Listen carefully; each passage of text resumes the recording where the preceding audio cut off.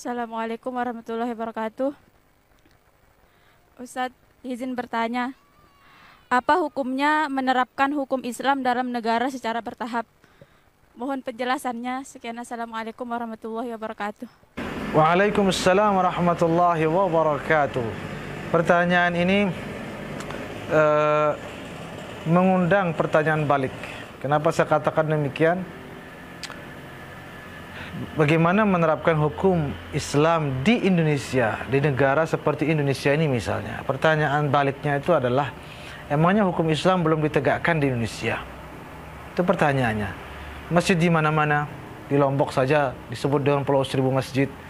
Pengajian-pengajian, majelis-majelis ilmu, majelis-majelis dakwah, majelis-majelis zikir, majelis-majelis para ulama, dihadiri para ulama dari dalam maupun luar negeri, para habaib. Kemudian dengan pengeras suara yang tidak ada batasnya, kadang-kadang dijaga oleh polisi, dijaga oleh tentara. Syiar-syiar Islam seperti itu yang betul-betul semarak dan sangat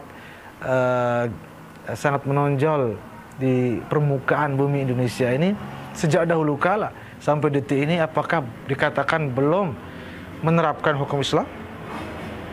Lalu hukum Islam apa yang diinginkan? Apakah yang dimaksudkan oleh penanya di sini adalah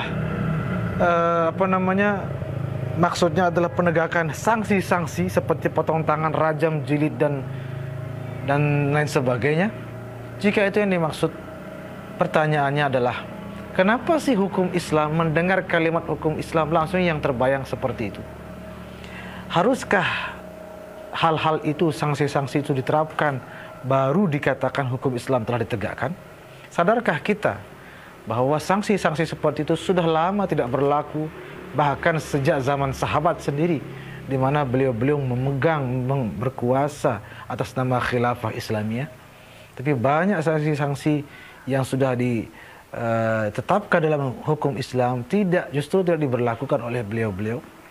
Hal-hal seperti itu ya harus kita kaji lebih dalam. Jangan ngajinya setengah-setengah. Baca sejarahnya juga jangan separuh-separuh.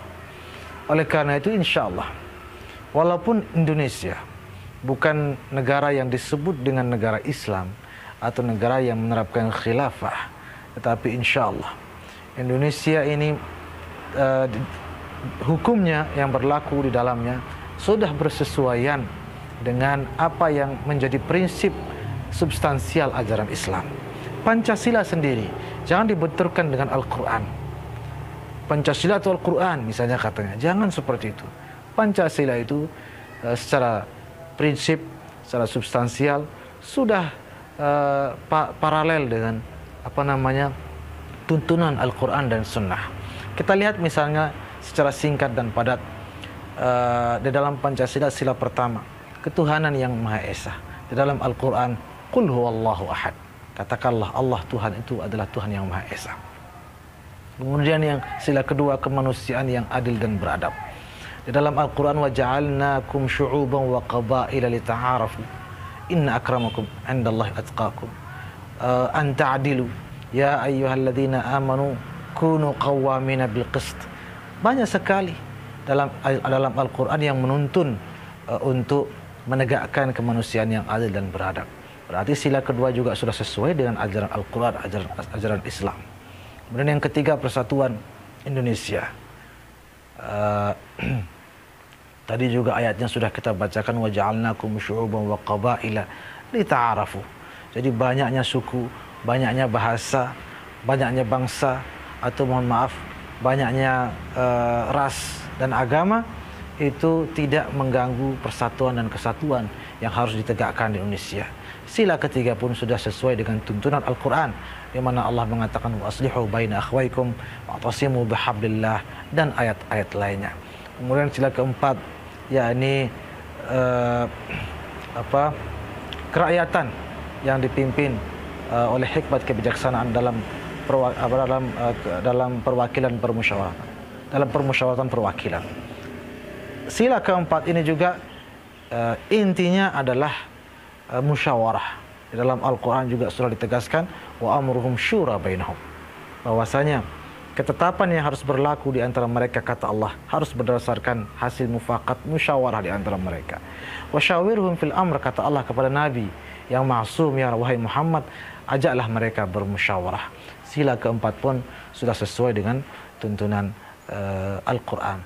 Terakhir adalah keadilan sosial bagi seluruh rakyat Indonesia. Dalam Al-Quran dikatakan, Innallaha ya'muru bil adli wal ihsan. Sesungguhnya Allah memerintahkan untuk menegakkan keadilan dan kebijaksanaan. Itu Pancasila. Bagaimana bisa mau dibenturkan dengan Al-Quran?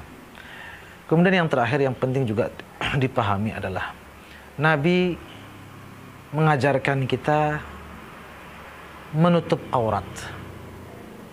Contoh saja, bagaimana Nabi menutup aurat? Nabi pun berpakaian.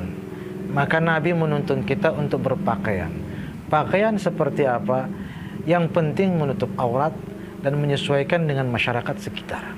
Sebagaimana dilakukan oleh Nabi. Nabi tutup aurat beliau dan Nabi menyesuaikan pakaian beliau dengan pakaian masyarakat sekitar.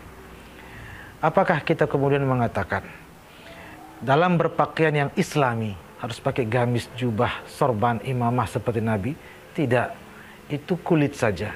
Isinya yang penting adalah menutup aurat, beretika, dan menyesuaikan diri dengan tradisi. Begitu juga kulitnya adalah khilafah. Sistem itu hanyalah kemasan, yang penting isinya. Tidak mesti sekarang ini harus kita tegakkan khilafah sebagaimana di zaman-zaman dahulu. Yang kita lihat adalah prinsip dan isinya. Jika isinya adalah keadilan, memperhatikan kesejahteraan rakyat, keamanan, ketertiban, maka itulah sudah yang diinginkan sesungguhnya oleh Allah dan Rasulnya melalui sistem-sistem yang beragam. Silahkan, tidak masalah. Itulah yang harus kita pahami, terutama di Indonesia ini. Mari, sudahlah kita sudahi pikiran-pikiran yang dangkal, yang berakibat kita mengklaim atau menuduh-nuduh Indonesia ini adalah negara kafir, negara taghut, dan lain sebagainya. Nauzubillah. Mari kita tingkatkan kajian kita terhadap prinsip-prinsip agama Islam yang rahmatan lil alamin, maka kita pun akan bersyukur sebagai warga Indonesia, di mana Indonesia ini sangat disemarakkan syiar-syiar Islam. Waktu saya di Mesir kurang lebih 11 tahun. 11 tahun saya di Mesir, itu masih kalah. Masih di Indonesia ini lebih bebas dalam menunjukkan syiar-syiar Islam. Karena itu mudah-mudahan Allah Subhanahu wa taala menjaga kita semua dan menjaga negara kita menjadi baldatun thayyibatun wa rabbun ghafur. Amin ya rabbal alamin.